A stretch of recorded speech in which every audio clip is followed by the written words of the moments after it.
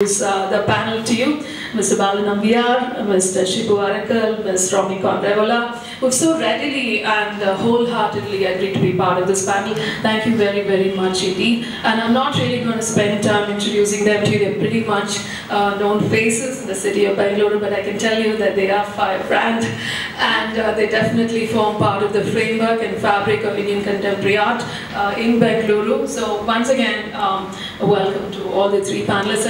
And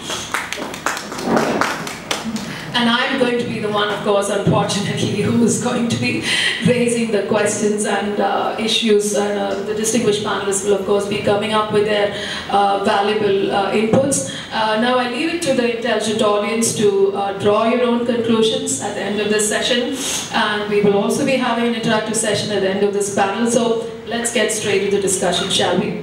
So my first question is to Romicon Revola and Romy, as she is very dearly called. Romy has just won the Karnataka Women's Achievers Award for Excellence in Art. Congratulations, Romy. And Romy, as we know, is never vocal about her achievements, but she lets her work talk for itself, and that's a great quality, Romy. Congratulations. But I do wish you talk about it in this forum now that you're here with us today. But my question to you is, artist is an immense category. And I personally think that one person cannot answer on behalf of the entire gamut of artists. But there is one thing that is a common challenge that all artists, regardless of being a performing artist or a visual artist, face, which is the challenge of being both an artist and a business person. Now, there is a general notion that an artist cannot be a business person, but that is not entirely true. But the fact remains that while it is easy for an artist to transition into a business person, it's very hard for him or her to go back to the state of being an artist. I'm sure you'll agree, but I know you for a while, Romy, and you've been doing both these tasks, wearing both these hats simultaneously, and I would say quite successfully. Do correct me if I'm wrong. But what I'd like to know from you is the challenges that you faced as an artist in your journey of being in the space that you are right now, and the struggles that you battle against to be in the space that you aspire to be. So, over to you, Romy.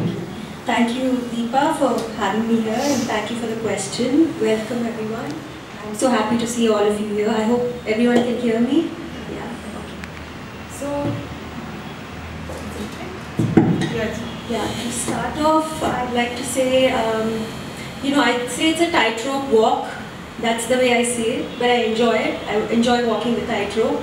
I think I'm someone who's driven by challenge, so I don't, see it as a negative aspect. I kind of go with the flow. I've learned to compartmentalize and kind of balance both aspects of my art practice. And how it all began is, when I first started out, I quickly realized that I would have to carve my own path here in this space. What I was interested in doing were large-scale outdoor sculptures. I was interested in working in steel, and even though there were many artists who had done great work in that medium, the general art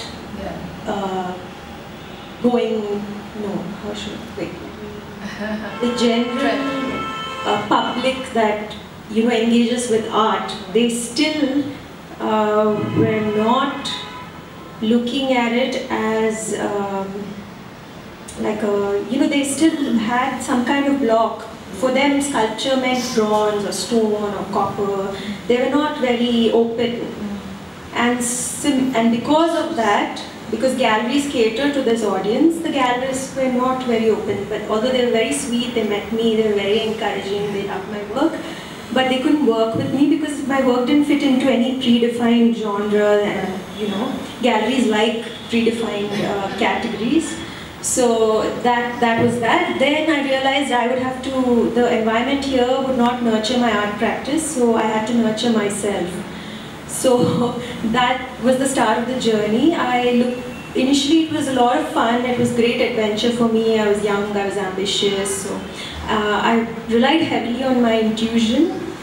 I didn't look at it as, the way you segregated it now, like business and art. I didn't see it as a separate, exercise.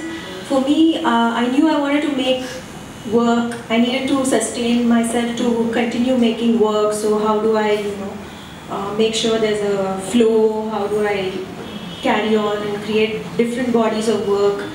So I used my imagination, I would say, the same way I used imagination to create artwork. I used it to sell my work and find an audience for it as well. To give you one small example, I found one of my biggest clients through the Yellow Pages.